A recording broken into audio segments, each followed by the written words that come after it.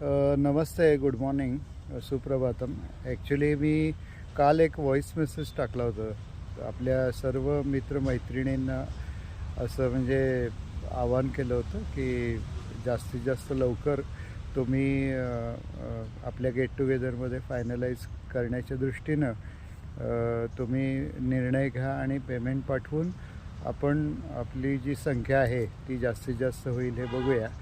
येत्या रविवारी 25 तारखेला म्हणजे अगदी सुट्टीच्या दिवशी आम्ही आणि इवन 26 जानेवारीच्या आदल्या दिवशी मुद्दामच आम्ही असं गेट टुगेदर सगळ्यांनी मिळून ठेवायचं कारण काय आहे की त्या दिवशी आपल्याला जास्तीत जास्त संख्येनं इथं येता येईल आणि रिसॉर्ट पण चांगलं आहे.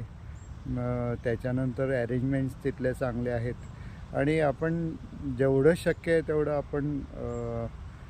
आपण तिथं उपस्थित राहायचा प्रयत्न करूया. आता कुणाच्या काही अडचणी असतील, अगदीच अनअवॉइडेबल असतील तरी ते काय आपण सोडून द्या. त्यांना काय त्यांच्या याच्याप्रमाणे त्यांच्या प्रायोरिटीज आहेत. परंतु तुम्ही इथं असाल तर इथे येऊन जावा. कुठल्याही परिस्थितीत यायचा प्रयत्न करा. असं गेट टुगेदर आपल्याला सारखं घेता येत नाही. आणि दुसरी गोष्ट काय होते, गेट टुगेदर घेतलं की आपल्याला एक विरंगुळा आणि आपल्याला त्याच्यामुळे एक आपल्याला असं फिलिंग येते की आपण रिलॅक्स झालो आहे. आणि आपल्याला नुसतं गेट टुगेदर म्हणजे गप्पा गोष्टी पुरतं मर्यादित नाही. तिथं तुम्हाला काय प्रेझेंटेशन करायचं असलं, गाणी म्हणायची असली, एखादा डान्स वगैरे करायचा असला किंवा आणि काही गप्पा गोष्टी किंवा काही प्रेझेंटेशन करायचं असलं तरीसुद्धा तुम्ही करू शकता. आणि एकूणच काय की आपल्याला आपल्या जेवढ्या आपल्या प्रायोरिटीज असतात, आता मला वाटते आपण सगळेजणं म्हणजे रिटायरमेंट एजला तरी आलेलो आहे किंवा रिटायर्ड काही जणं झालेले आहेत.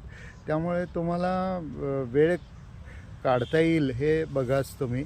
आणि जरी समजा तुमच्या काही संध्याकाळी कुठं जायचं असलं आणि काही असलं तरीसुद्धा तुम्ही इथं उपस्थित राहा. इथलं काय असेल ते आपण अरेंजमेंट्सच्या बाबतीत काही अडचणी असतील, कुठल्या काय असतील तर ते सांगा, कळवा आधी. आणि ज्यांना असं म्हणजे काही अडचणी येण्यासंदर्भात असतील तर तुम्हाला अगदी सोपं आहे. ते गारगोटी रोडला अगदी जवळ आहे. कात्यायनीचा जो वरचा घाट, माथ्यावरचा रस्ता जो तिथून जाता तसंच गारगोटी रोडला पुढं आलं की जरा पुढं गेलं की डाव्या साईडला ते आहे.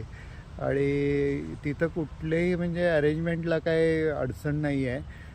इवन बस आहेत. इवन कोणाला अगदीच काही अडचण असली तर तुम्ही सांगा. आपल्या मित्रमैत्रिणींपैकी ज्यांच्या गाड्या आहेत ते येऊ शकतील. आणि आपलं गेट टुगेदर लवकरात लवकर आपण संपवतो आहे. त्याला काही फार वेळ लागणार नाही आहे. तशी त्यांची टायमिंग 5-6पर्यंत आहे. पण आपण जरा लवकर तिथून बाहेर पडतो आहे. आणि त्याच्यानंतर मग आपल्याला आपला मित्र BR त्यांनी जे काही छानपैकी एक सामाजिक बांधिलकी जपत पसायदान म्हणून जो काही प्रोजेक्ट सुरू केला आहे तो अंतिम टप्प्यात आहे. आणि त्या दृष्टीनं आपल्याला तिथेही जाऊन यायचं आहे. तेही ठिकाण काही फार लांब नाही आहे, तेही जवळ आहे. आणि अगदीच ज्यांना असं वाटत असेल किंवा मला फार वेळ होतो वगैरे तर त्यांनी त्यांच्या प्रायोरिटीज बघाव्यात. आपल्याला काही अडचण नाही आहे. आणि दुसरी गोष्ट, काल मी जो व्हॉईस मेसेज दिला होता तर मला ह्याची सवय लहानपणापासून. आम्ही एका वेळेला अभ्यासाची पुस्तकं किंवा आणि जे काही काम असेल ते प्लस खेळ, काही वेळेला तर मी 2-2, 3-3 खेळ ॲट ए टाईम तिथं खेळायचो. ती सवय लहानपणापासून माझी लागलेली सवय आहे. कॉलेजमध्ये असतानाही तसंच व्हायचं, मी नोकरीवर असतानाही तसंच व्हायचं. अगदी एक नुसती नाही, 2-3 जबाबदाऱ्या घेऊन ॲट ए टाईम काम करायचं. मल्टीटास्किंग खरं तर मी सांगत असतो तुम्ही फार मल्टीटास्किंग करू नका, त्रास होतो म्हणून. खरं माझी सवय की काय जात नाही.